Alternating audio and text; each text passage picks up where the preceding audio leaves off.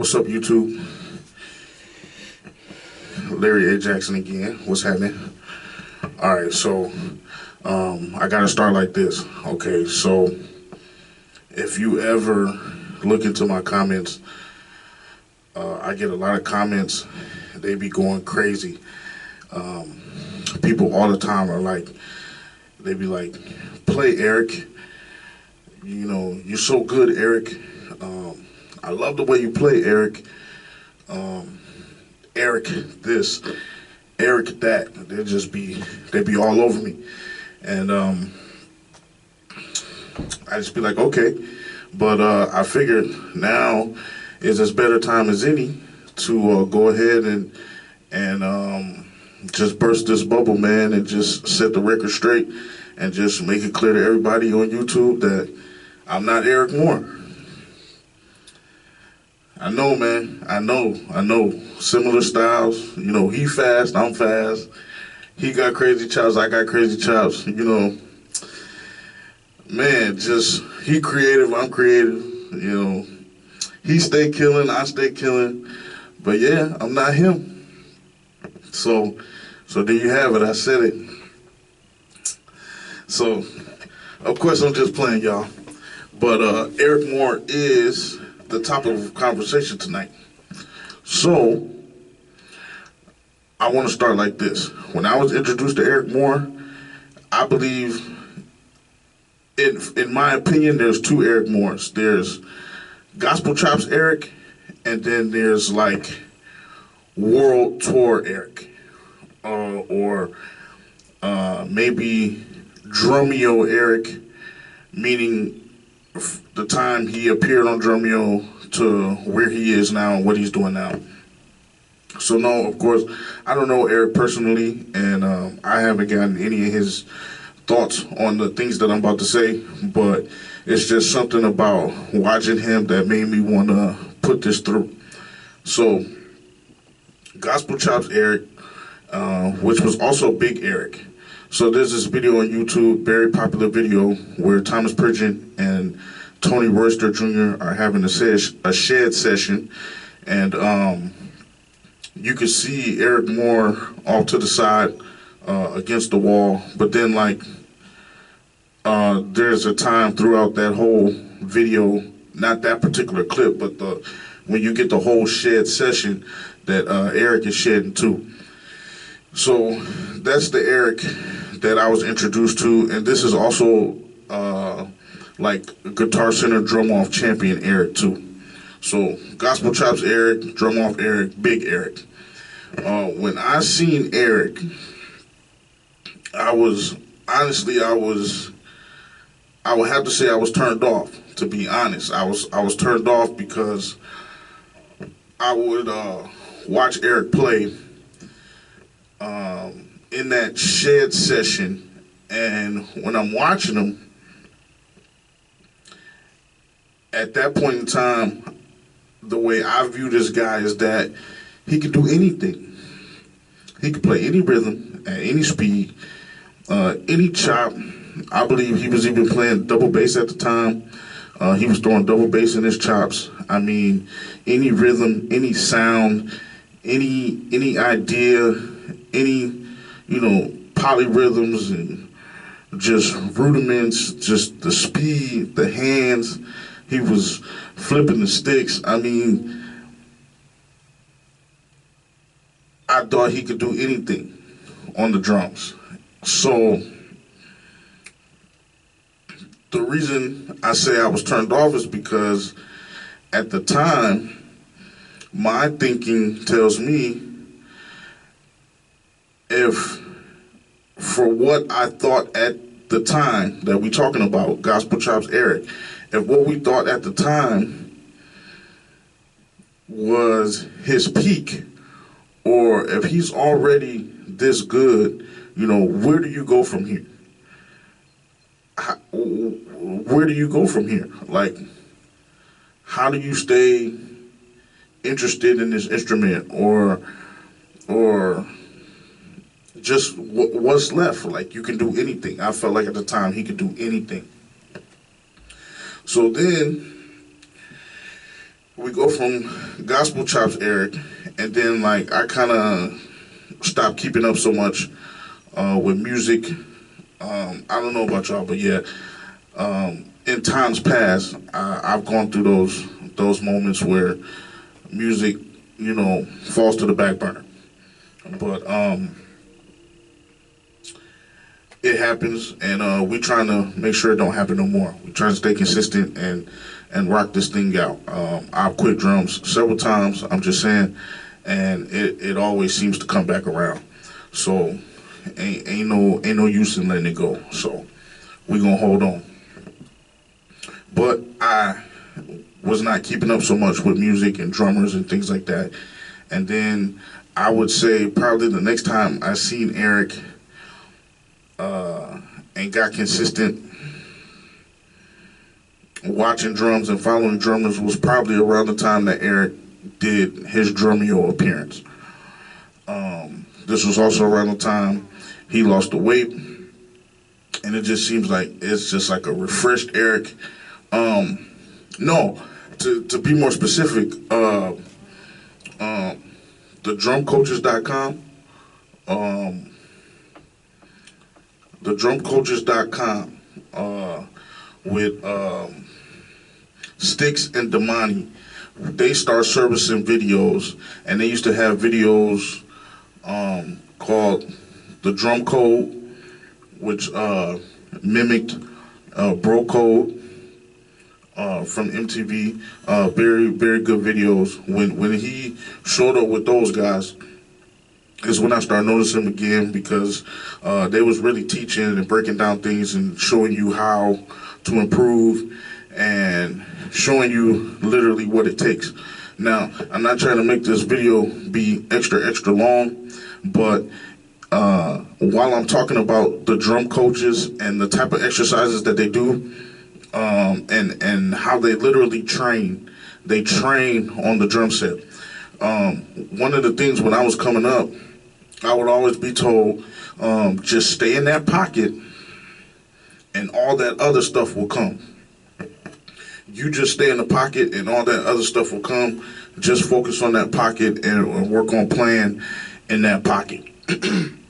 So, 20 years later, I'm saying absolutely not. Absolutely not. There's no way you can focus on this one thing and then expect other things to develop. Only the things that you work on are the things that are going to develop. So you got to work on things. You got to work on aspects of drumming. Pocket is one of those aspects, true, but you got to work on other things so other things will come. I mean, it is what it is. If you want to chop, you have to practice chops. That's just the way I see it. So yeah, around that time. So now we got what I'm gonna call World Tour Eric. Okay, and the thing that blew my mind is that years go by in between the gospel chops era and the era that we're in now, and Eric Moore got better on the drums. To me, it's almost unbelievable. How did this guy get better? He was already fast. He was already clear. He was already clean. He was already he could be in the pocket, out the pocket, on the pocket. I seen his performance at the Guitar Center Drum Off when he won. I mean, like I said, I felt like at one point in time there was nothing this dude couldn't do. So then, all these years later, we get up to where we are now, and Eric Moore has improved. I'm just gonna say, like, one of my favorite videos right now, pertaining to Eric Moore, is his Human Nature video. There's a million videos of Eric ripping it up, but that that Human Nature video really does it for me. One, of course, like the song Human Nature, is real groovy. It's a Michael Jackson song, so of course it's nicely made. And then you take all of that and then you add Eric to it, and Eric is just ripping it up. So I'm really loving that video now. Whenever I see it, it don't matter how many times I see it, man, love that video. So my point is though, what I believe and what I would call what was going on with Eric, between Gospel Chops Eric and World Tour Eric, the word that I put on that is unsatisfied. Unsatisfied. Unsatisfied. Unsatisfied. And this idea of being unsatisfied, I believe that it is it's universal, and it could apply to a million things. Okay, it could apply to a million things, and I also will go on to say that as a drummer, if the idea of unsatisfied is applied to how I am as a drummer, then it will naturally spill over into other areas of life. Okay, and when it spills over into other areas of life, and let's say you are all around unsatisfied, not ungrateful, not unthankful, okay,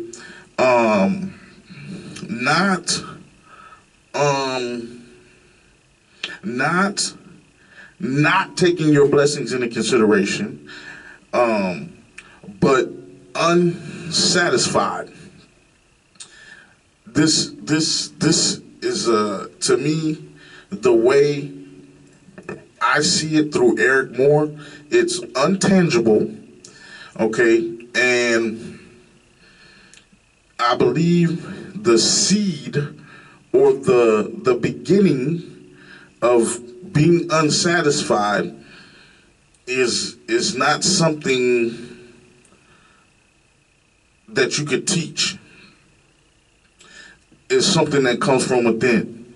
So, like I said, the drummer was out of control back in the day. Just an amazing performer, and then 10 years later, 15 years later, dude is not only still doing it, but doing it at an even higher level.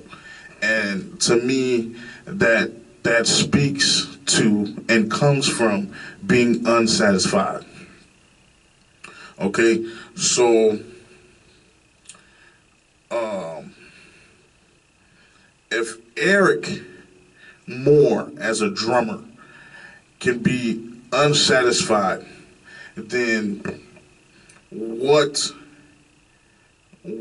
can be said about myself, or maybe yourself as a drummer? For me personally, if Eric is unsatisfied, then I got to be unsatisfied times 5 if improvement is the goal. If the next level is the goal, if being the best version of myself is the goal musically, then unsatisfaction is an idea that I'm going to have to grab a hold to. I'm sure there was a lot of practicing. I'm sure there was a lot of studying. I understand that, but I feel like without the unsatisfaction in the first place, what drives you and what pushes you to improve? What makes you move? What clicks inside of you to make you say that I need to get somewhere and improve myself? So with all that being said, I love Eric Moore. I love watching his videos. He happens to be My most consumed drummer, my favorite drummer, rest in peace, is Aaron Spears, because that performance at the 2006 Minor Drummer Festival from Aaron Spears really changed how I looked at things, really changed how I felt about the drums. But most recently, I have heard Eric say that one of his desires is just to inspire other drummers, and he definitely does that. Whenever I see him play, it's definitely inspiring. Sometimes I mean, there was a time where it was probably a day like where I had no intentions to practice. I had no plans to practice. Just on one particular day, probably had other things to do, and then happened to come across an Eric Moore video, and then the next thing I know, I find myself on the kit and working, trying things, practicing things, and so I appreciate Eric for that. And then maybe who knows, if he happens to see this video, then maybe he can speak to that situation. But in order for improvement to take place, there's got to be an unsatisfaction.